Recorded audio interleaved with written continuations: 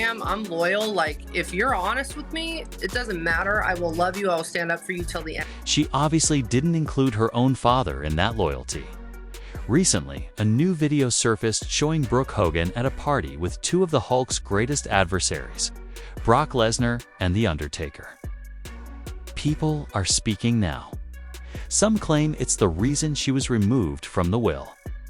Some believe it was the final straw that permanently destroyed the Hogan family. Let's dissect everything. When conflict in the family becomes nuclear. The internet isn't accepting that Brooke Hogan was out with the enemy. She can be seen hanging out with two of Hulk's fiercest opponents in a new video. Indeed, it has taken people by surprise.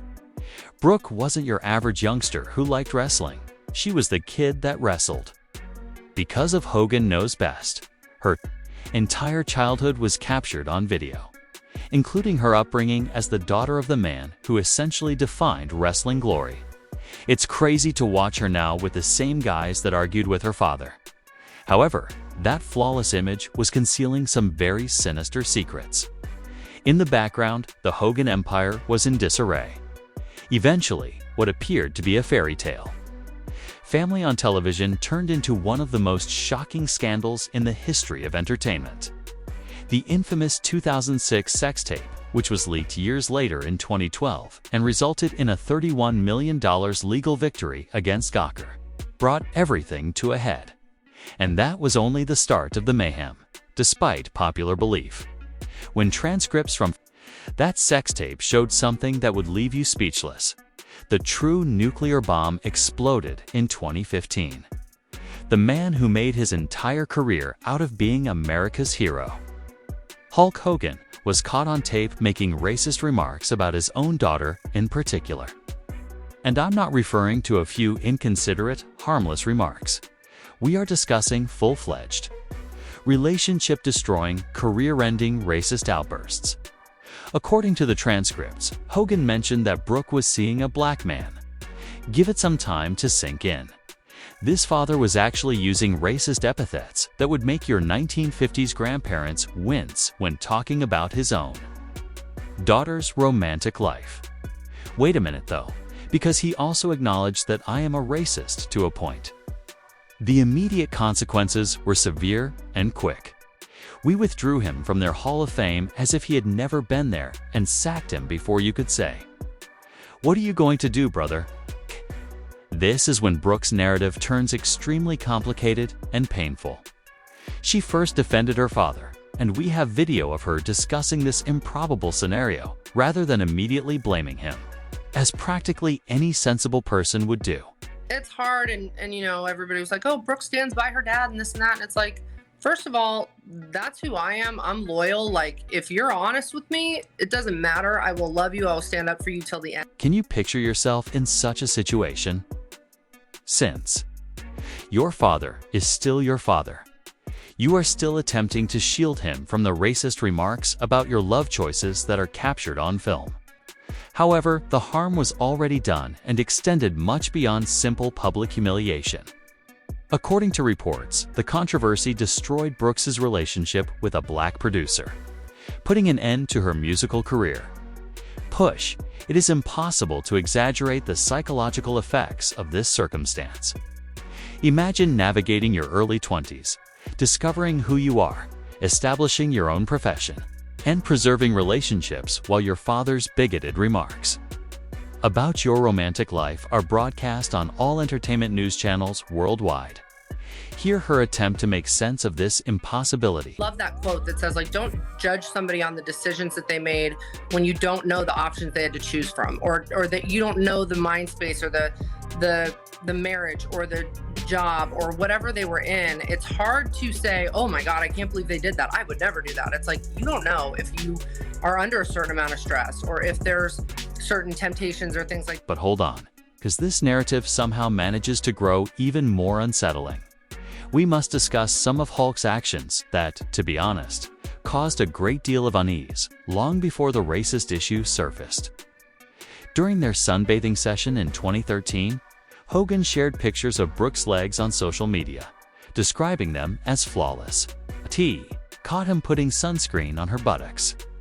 Immediately, charges of inappropriate behavior began to circulate on the internet.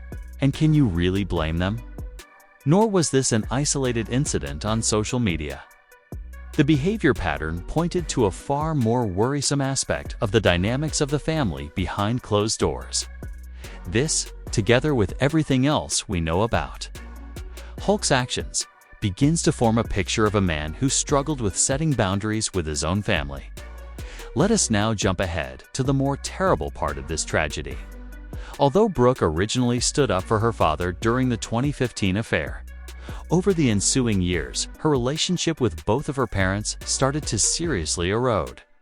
She decided to cut off all communication with Hulk in September 2023, blaming his toxic circle and declining health.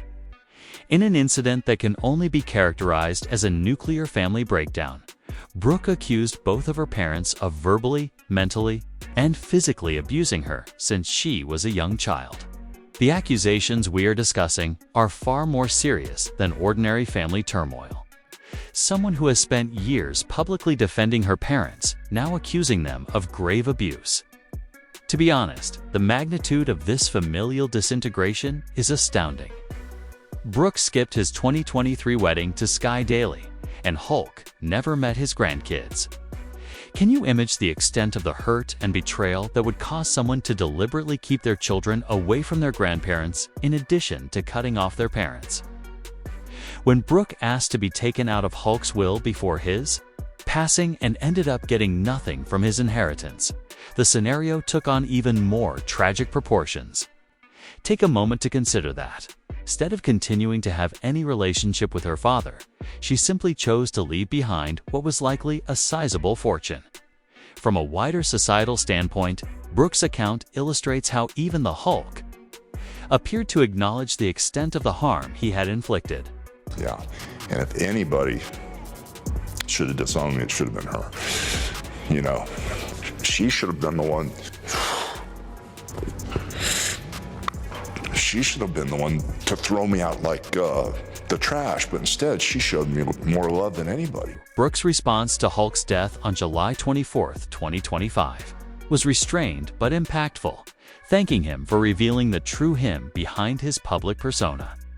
After learning about the destructive family dynamics that were developing behind the scenes, we must discuss how Hulk's pattern of deceit and manipulation extended beyond his private life.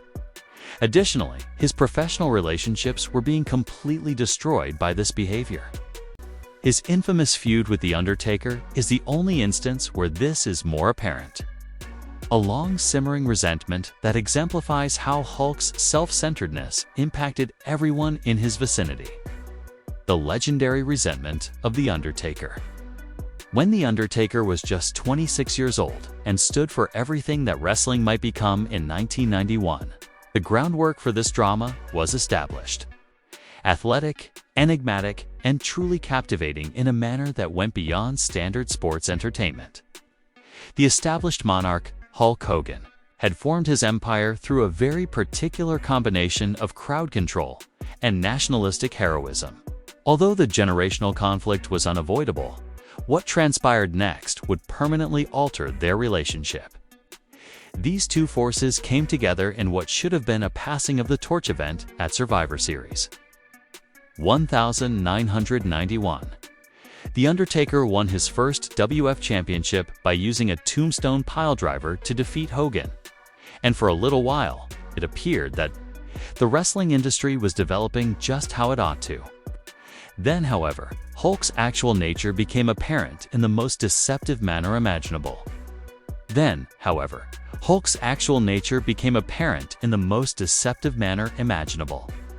The Undertaker himself explains what transpired at that pivotal time here. Oh, brother, you got me. I'm like, I just crippled the golden goose. I just hurt. Hogan dramatized the damage backstage to an almost dramatic level, claiming that Undertaker had seriously injured his neck immediately following the act. This wasn't a small grievance. The goal of this extensive manipulation attempt was to sabotage The Undertaker's most significant professional achievement. Imagine reaching your dream at age 26, Then having the company's biggest star accuse you of almost ruining his career. The effectiveness of psychological warfare was devastating.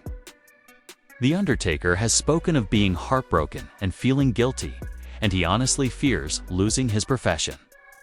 However, this is where the story changes from a tragic accident to a deliberate lie that would cause you to lose faith in people. It was several days before I was able to view the video. He never made contact with his head. Yes, exactly. It was evident from watching the bout video that Hogan's head never made contact with the mat.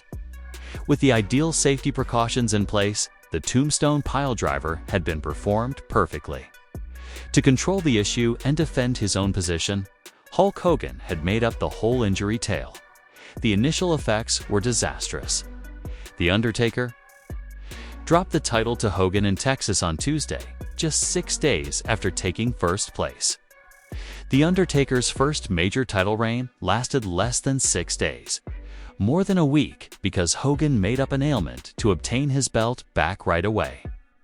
There was more to this than a title. This concerned a behavioral pattern that would characterize Hulk's entire wrestling business strategy. He was using deceit and deception to influence his work environment. Much like he was causing toxic family dynamics at home with his inappropriate behavior toward Brooke and his racist remarks. The Undertaker understood that he was dealing with a person who, if it suited his personal interests, would destroy other people's possibilities without hesitation. When Hogan returned to the WWE in 2002, their paths intersected once more. At this point, the balance of power had entirely changed. The youthful, gullible wrestler who was susceptible to manipulation was no longer the Undertaker. He had significant political influence of his own and was an experienced soldier. During their feud that year, Undertaker won the uncontested title by defeating. What occurs when someone who practices the world's most lethal striking art is singled out by a bully? Millions of individuals worldwide are impacted by bullying. Bullies don't anticipate one thing though: encountering a Muay Thai practitioner. More than 20% of children say they have experienced bullying at school, according to the National Center for Education Statistics. Here's what's intriguing though. The majority of bullies target people they believe to be helpless or weak.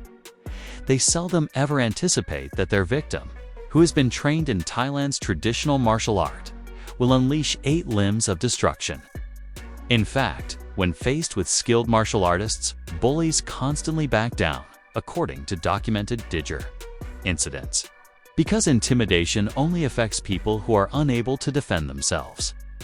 We'll look at why Muay Thai boxers are the last people bullies want to mess with in this video. However, before we proceed, don't forget to offer us ATO support our martial arts education channel and receive more videos like this one. Quickly click the subscribe button. Regards. Let's return to the reasons why bullies should be afraid of Muay Thai fighters for the time being. The art of 8 limbs, or Muay Thai, has its roots in Thailand and dates back more than 500 years to the time of the ancient kingdom of Siam. Muay Thai weaponizes the entire body, including the fists, elbows, knees, and shins, in contrast to other striking styles that just use the fists. On real battlefields where one mistake meant death, Thai warriors created this deadly technique. Thai boxing is the direct translation of the term Muay Thai. However, the harsh reality of what this work portrays is not conveyed by this modest translation. Using just their bodies as weapons, Thai soldiers would engage in hand-to-hand combat with enemy fighters in the 16th century after taking off their armor and weaponry. These were not athletic competitions. These confrontations, which were life or death, created the most deadly and useful hitting system ever developed. Muay Thai differs from traditional boxing and other martial arts in that it emphasizes using natural weapons to deal the most damage possible.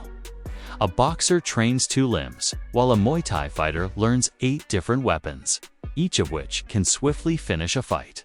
This explains why early mixed martial arts tournaments were dominated by Thai fighters, and why current MMA champions often practice the principles of Muay Thai. For fundamental ideas, underlie Muay Thai's potency against bullies and make it particularly destructive in actual conflicts. The clinch game comes first. A Muay Thai fighter instantly takes control of the clinch position when a bully tries to grab or wrestle someone. They set up powerful knee attacks to the head and torso by controlling the opponent's head and neck with unique grips known as the plum clinch. Bullies anticipate shoving and pushing. When knees smash into their solar plexus, they don't anticipate. To have their head controlled, the renowned low kick comes in second. For years, Muay Thai fighters train their shins to resemble baseball bats. An attacker can be instantaneously dropped and rendered fully incapacitated by a single, well-placed low kick. Any thoughts of further aggressiveness are usually put to rest by the sound alone, that harsh snap of shin meeting thigh muscle. Bullies use mobility as a means of intimidation. Muay Thai eliminates that in a matter of seconds. Elbow strikes come in third because they can cut skin and break bones. These are the most feared weapons in Muay Thai. Without the right training, it is hard to defend against the angles of attack created by the horizontal, upward, and downward. Elbows. A bully enters the ideal range for elbow destruction when they approach too closely in the hopes of intimidating. And lastly, the push kick, or Tay. This front kick can be used as a weapon to end a combat or as a range-finding tool, while a Tay to the face can shatter a nose and send someone flying backward. A Tay to the solar plexus can knock an attacker out. Cold. The simplicity of the Tay is what makes it so beautiful. In Muay Thai training, it's the first technique that becomes automatic. We've reached the halfway point. Please remember to subscribe to our channel and like this video if you want to see more excellent martial arts analysis videos. Let's return to the reasons why Muay Thai fighters are so well suited to deal with bullies. It is impossible to overstate the psychological benefits of Muay Thai training when addressing bullies. Bullies use fear and intimidation to their advantage. They choose victims who seem weak or unlikely to successfully defend themselves. However, practicing Muay Thai instills a certain confidence that bullies are naturally aware of and steer clear of. Thousands of hours of conditioning have given me this confidence. Muay Thai combatants during training absorb elbows, knees, punches, and kicks on a regular basis. They are far more tolerant of pain and resilient than any bully could hope to be. A bully shove or punch feels insignificant after being kicked in the ribs hundreds of times while working on pads. Additionally, the traditional Muay Thai training routine develops mental toughness, which is directly applicable to anti-bullying scenarios. Fighters learn how to think rationally during a confrontation, maintain composure under pressure, and escalate or de-escalate situations according to threat assessment. This is not someone flailing frantically in their first battle. This is surgically precise use of controlled violence. Another important consideration is range control. Usually work in two ranges, at arm's length for pushing and hitting, or very close for grabbing and intimidating. Muay Thai fighters are skilled in all areas. The Tay regulates distance. It is too far away. Punches, elbows, and boxing range are dominant. Intimate surroundings. For inexperienced opponents, the clinch turns into a nightmare. There is absolutely no range in which a bully can outperform someone who has received Muay Thai training. Particular consideration should be given to the conditioning component. Because they kick heavy bags and pads hundreds of times, Muay Thai fighters' shins acquire extraordinary bone density and pain tolerance. They practice throwing full-force blows with partners on Thai pads. Constant impact training turns their knees, shins, elbows, and hands into conditioned weapons. Bullies are frequently surprised to find that their victim doesn't even appear to feel their first blow. Compared to other martial arts, Muay Thai offers a number of clear benefits in real-world anti-bullying situations. the methods are deadly. Enough to swiftly resolve conflicts, yet easy enough to use under pressure. Bullying situations are rarely extended technical debates, which is why this matters. The result of these quick, furious interactions is decided in the first few seconds. Numerous videos and stories have shown how successful Muay Thai is at dealing with bullies. Attacks against Muay Thai trained individuals usually follow a similar pattern. The bully makes contact in the hopes of simple intimidation, receives swift and severe retribution, and either instantly withdraws or is overpowered by tactics they have never seen before. It's important to realize, though, that Muay Thai is effective with a great deal of responsibility. These methods have the potential to cause permanent harm or severe injury. Skulls can break when an elbow is thrown correctly. Ribs can be broken with a full power knee. Nerve damage and muscle tears can result from low kicks.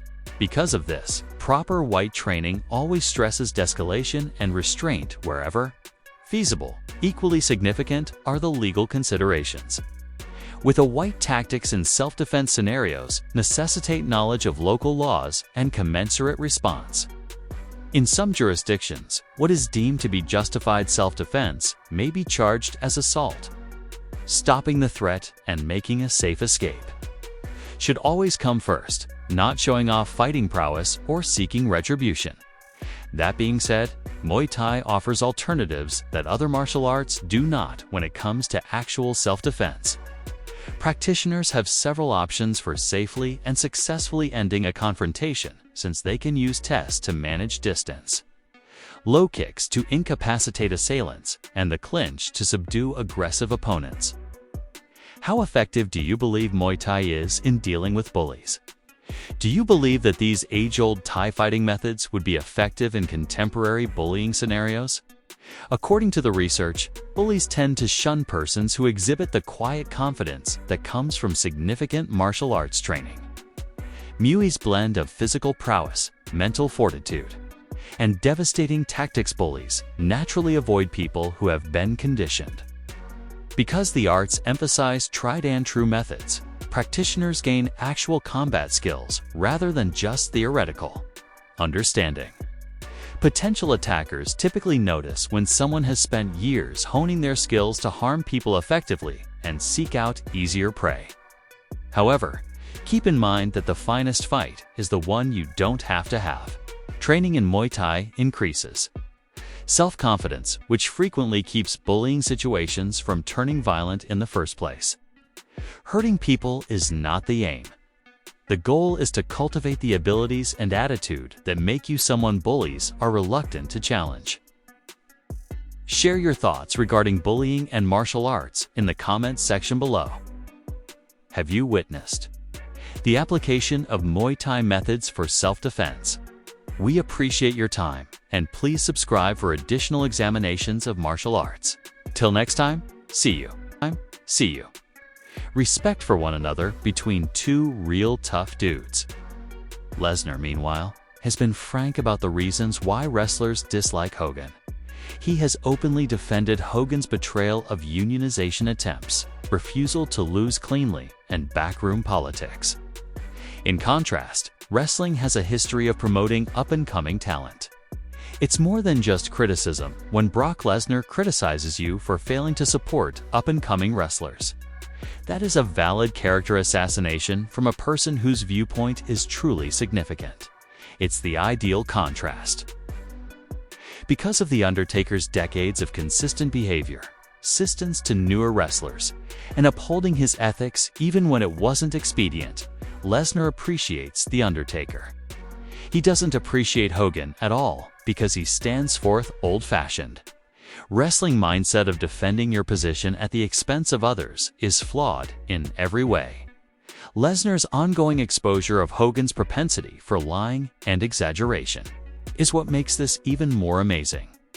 Hogan has made several bogus claims that he helped coach Lesnar and wrestled with him 10 or 12 times. He even claimed to have been Lesnar's first opponent in the WWE following his 2012 UFC comeback. In reality, it was Extreme Rules 2012's John Cena. They only had 2 official matches. According to wrestling records, so Hogan's claims are wholly untrue. When Hogan passed away on July 24, 2025, Lesnar unexpectedly returned to WWE SmackDown to offer his respects. He was said to have delivered a heartfelt message expressing shock at Hogan's death. Lesnar remained professional even in death. However, rather than being truly heartfelt, the tribute felt more required. Brock Lesnar is a wonderful example of how professional wrestling has changed from the political, ego-driven age that Hogan personified to a more performance-based, legitimate competition approach, while keeping sincere friendships with wrestlers like The Undertaker, who gained his respect through their deeds rather than their political scheming. He physically and mentally decimated Hogan. Lesnar's gatherings about grandpa moments were more than just a huge insult. It was a symbolic announcement that the days of men like Hogan taking advantage of circumstances were over.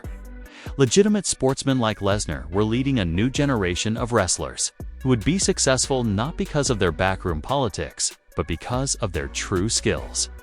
And that's how you leave a legacy that goes beyond wrestling, my friends. By being true to yourself, honoring those who deserve it, destroying those who don't, and dropping one-liners so vicious that they live on in wrestling legends for generations to come. Thank you for viewing. Click on your screen to view our other exciting content.